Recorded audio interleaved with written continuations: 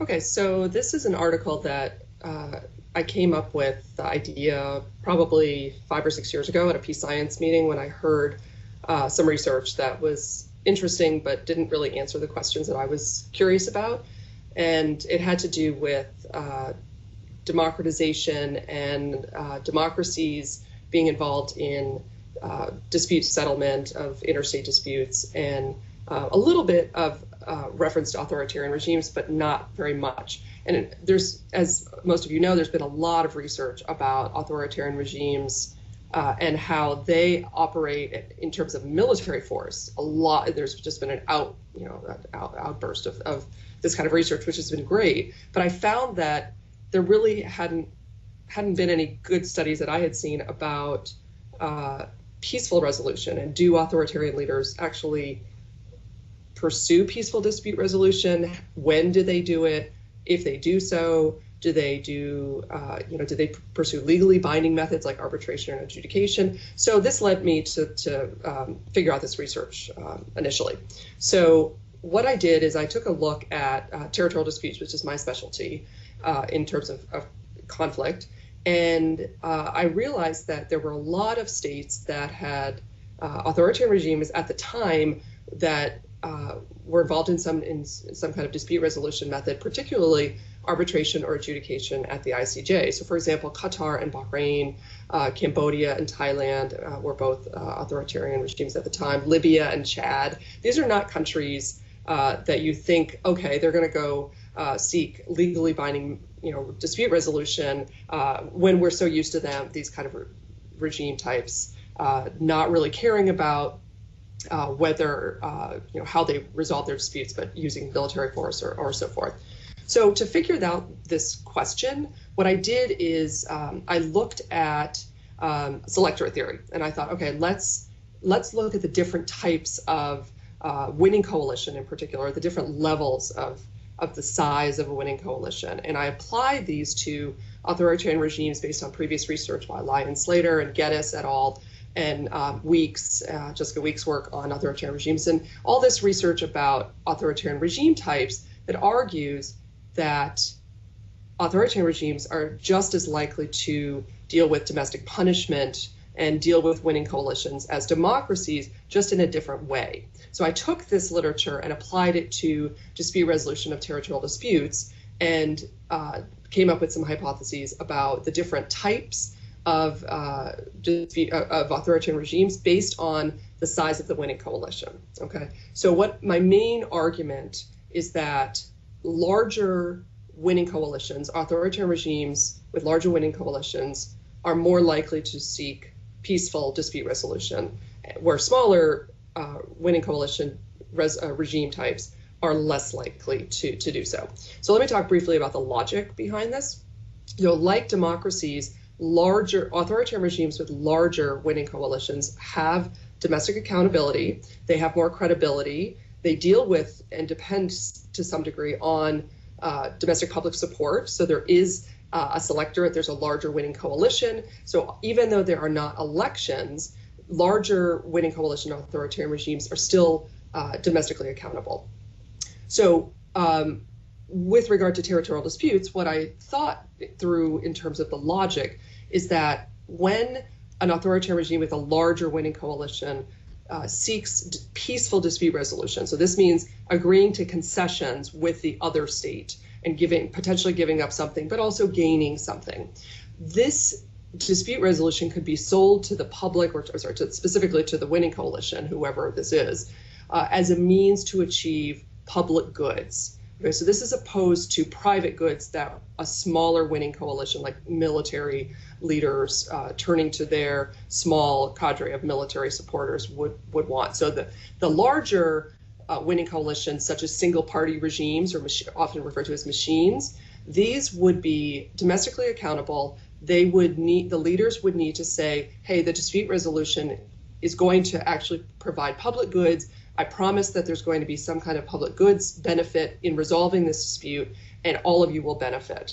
So public goods could involve, for example, access to resources that were not previously accessible during the dispute. So, for example, Bahrain and Qatar, their dispute lasted for several decades.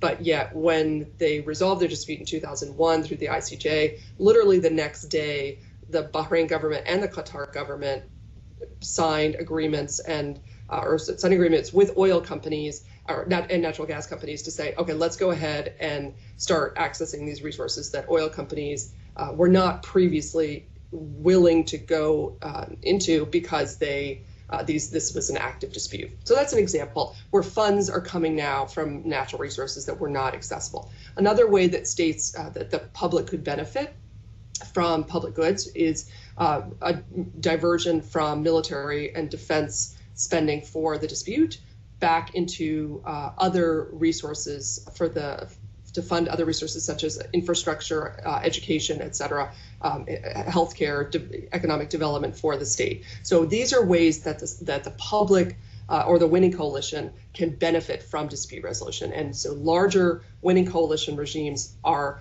able to sell these promises to the public and also be held accountable to the domestic audience, and where small winning coalitions just do not have these incentives because they don't need domestic support, but they also only really can provide private goods to a smaller group of winning coalitions. And in some cases with military regimes, I argue that they actually have incentives to continue the dispute because they want the military funding to keep going and defense spending to continue. So militarization is actually a good thing for military regimes rather than dispute settlement. So I looked at, as I said, different types of authoritarian regimes. So these would be single-party regimes, personalist regimes, which are like individual dictators, and military regimes. And this is based on, as I said, the Lyons-Slater distinction, as well as Geddes et al. So I hypothesize that single-party machines and democracies are the ones that are going to be most likely to resolve disputes peacefully, where personalist and military regimes are less likely to do so. So in terms of the data, I did use two data sets, both Lyons-Slater and the Geddes et al. I looked at roughly 1945 to 2007. I used the state year as the level of analysis or unit of analysis. And I looked at both the likelihood of actual peaceful settlement, and once that decision was made, were they willing to do legally binding peaceful dispute resolution? So that would be arbitration and adjudication. So I have two dependent variables. And of course, I'm looking at the type of authoritarian regime, and I use different regime types as reference categories that are excluded from the models. So I use just simply logistic and multinomial logistic regression models. So my findings, overall, the main finding, I started with the Lyons-Slater data, and then I used Geddes et al. as a robustness check. So my main findings were that single-party regimes are 26% more likely than personalist regime leaders to attempt peaceful resolution. So I do find some support. I also found that single-party regimes are 21% more likely than military regimes to seek peaceful resolution. So there's some support there. I also found that compared to single parties, personalist regimes are 23% less likely. So there is support for both of those. And the results with the Geddes et al. Data are mainly consistent with these findings. In terms of legally binding methods, single party regimes are on average, depending on the model, 30% more likely to seek legally binding methods, arbitration and adjudication, compared to personalist regimes.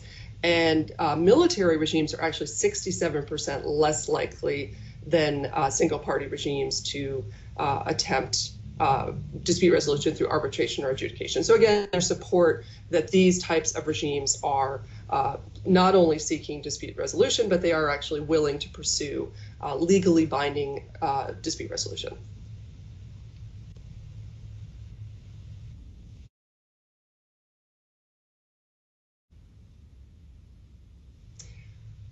So China can be considered a single-party regime. So this is one of the states that I would refer to as having a larger winning coalition.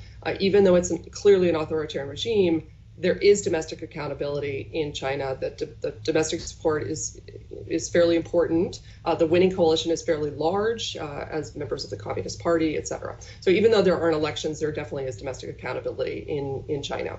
So with regards to China's territorial disputes and maritime disputes, since 1945, China has actually been involved in, I think, roughly 11 territorial and maritime disputes. So it's a large number with most of its neighbors. The good news is that China has actually peacefully resolved most of these disputes with its neighbors, not all of them, of course, but most of them. And so this is consistent with my theory that single-party regimes are more likely to seek peaceful dispute resolution compared to armed force or compared to other regime types. So that's the good news. There are some exceptions, of course, and those are the ongoing disputes, mainly the East China Sea dispute, Senkaku in Japanese, or Diaoyu in Chinese, disputes with Japan, and the South China Sea dispute with the Philippines, mainly Philippines, Vietnam, and Malaysia. And in both of these disputes, China is not interested in peaceful dispute resolution. So these are, I'm not sure if I would call these exceptions or outliers, or just not correctly, my model's not applying to these particular disputes. But I think the main reason these are exceptions is because these are cases of very clear power projections of China. This is not really your traditional economic development, public goods kind of disputes. So even though both of these areas have oil and resources that are believed to be in large numbers, that does not seem to be the main incentive for China, particularly in the South China Sea. The East China Sea, I would predict that we could actually see some peaceful dispute resolution with Japan because of economic development and because of public goods. So that actually could be resolved peacefully. I don't think that's going to be the case for other reasons, but I think it could happen. In the case of the South China Sea, though, the Chinese government has worked very hard to mobilize domestic support behind the South China Sea claims. The focus is definitely not on public goods, though. There's no discussion in the mobilization efforts about how the economic development would help the economy or anything like that. It's definitely more nationalist, and it's much more about power projection and China's rights and access to what it calls its territorial sea. So I don't think we're going to see anything in the near future or anytime soon about peaceful dispute resolution. Now, on the other hand, China probably should have participated in the arbitration case with the Philippines that the Philippines brought to the ITLOS tribunal in 2016 or 2013 to 2016. But China chose not to. I've heard that domestically the Chinese government was split in terms of whether they should go to arbitration or not. And there were concerns about the domestic costs of that. They could have used the arbitration as domestic cover if the findings were negative, or which they of course were, or they just could have not complied with the ruling as they are already doing. But I think they would have looked a little better at agreeing to arbitration, agreeing to UNCLOS, the UNCLOS treaty, and abiding by it in the first place compared to how they look now.